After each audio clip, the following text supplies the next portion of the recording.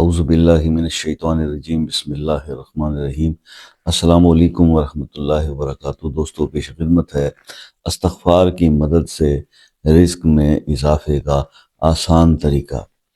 استغفار کی کثرت بہت ضروری انسان کے لیے، ایک ایسا عمل جو اللہ رب العزت کو بہت پسند ہے کہ بندہ اس کے سامنے عاجزی پیش کرے، جھک جائے اور توبہ کرے اپنے گناہوں سے۔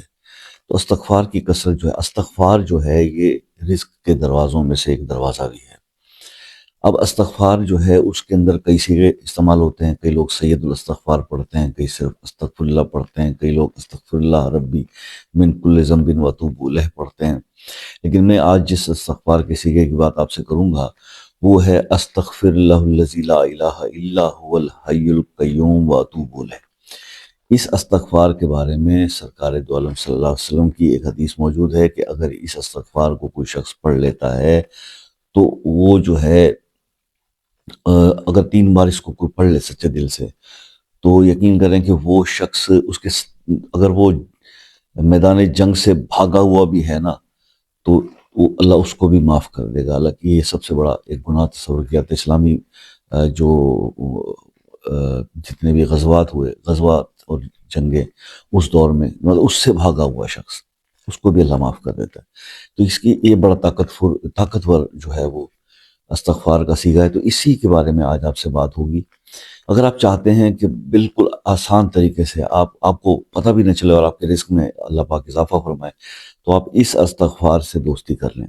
اور اس کا طریقہ کار کچھ اس طرح سے ہونا چاہیے کہ آپ اس کی ایک تسبیح ہر نماز کے بعد پڑھیں، اور یا پھر ایسا اگر آپ کے لیے ممکن نہیں ہے اور وقت نہیں ملتا، ظاہر مصروفیت بہت زیادہ ہے، ہمارے پاس کام بھی کوئی نہیں ہے لیکن مصروفیت بہت زیادہ ہوتی ہے، تو پھر آپ کوئی ایک وقت مختص کر لیں اور اس کے اندر اس کی آپ 313 کا عدد شہدائے بدر کی اس تعداد سے منسلک کیا جاتا ہے۔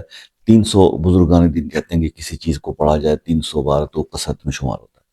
تو آپ 313 بار اس کو ایک ہی نشست میں بیٹھ کے استغفار کو کیجئے، تو آپ یہ عمل جو ہے کم سے کم 41 دن تک لگاتار کیجئے، اور پھر اس کے رزلٹس کو دیکھیے کہ کس طرح سے اللہ پاک آپ کے رزق میں جو ہے برکتیں اور بہتریاں اور اضافہ جو ہے اللہ تعالیٰ فرما دیتا ہے۔ تو پھر آپ اس کو لائف ٹائم کنٹینیو رکھیے۔ کہ ایک چیز ذہن میں رکھیے گا، استغفار کو منہ سے ادا کرنا اور بات ہے، اور سچے دل سے توبہ کر کے اس توبہ پہ قائم رہنا یہ ایک اور چیز ہے۔ تو کوشش کریں کہ استغفار کے کثرت کے ساتھ ساتھ اپنے گناہوں پر توبہ بھی کریں، اور ایسی توبہ کی جس سے آپ اس گناہ کی طرف دوبارہ واپس نہ جائیں۔ تو بس پھر اللہ سے پھر دوستی ہے، اور پھر اللہ پاک جو ہے اپنی کرم نوازی، اپنی رحمت کی بارشیں کرتا ہے انسان پر۔ اللہ تعالیٰ سب کو توفیق عمل کی عطا فرمائے۔ دعاؤں میں یاد رکھیے گا، ویڈیو کو لائک کمنٹ شیئر کر دیں، چینل سبسکرائب کر لیں۔ خصوصی دعاؤں میں شمولیت کے لیے اپنا مسئلہ نام کے ساتھ کمنٹ میں ضرور لکھیے، دعاؤں میں آپ کو یاد کیا جائے گا انشاءاللہ۔ گناہ گار آدمی ہوں، بس جو تھوڑی بہت ہے اللہ کا شکر ہے کہ جس کے لیے بھی اللہ پاک جو دعا کے لیے کہتا ہے اللہ سن لیتا ہے، اور اس کا کام ہو جائے تو ہمیں اس سے زیادہ بڑی خوشی کیا ہے۔ ملتے ہیں نیکسٹ ویڈیو میں، تب تک کے لیے اجازت، اللہ حافظ۔